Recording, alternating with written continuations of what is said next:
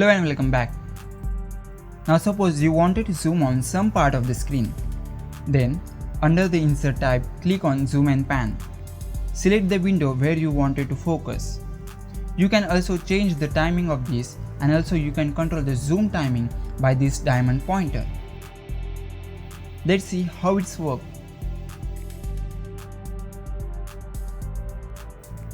Now to zoom out, again click on Zoom and Pan, and this time select full screen.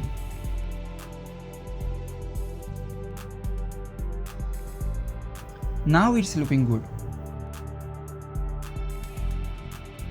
You can also add a spotlight for highlighting. Click on Spotlight and draw the shape. You can also change the shape by navigating to the Format menu and then change shape. Similar to all other objects, you can increase or decrease the time and change the time of occurrence.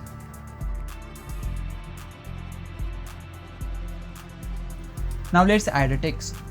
Navigate to the Insert tab again and click on the shape. You can choose any shape.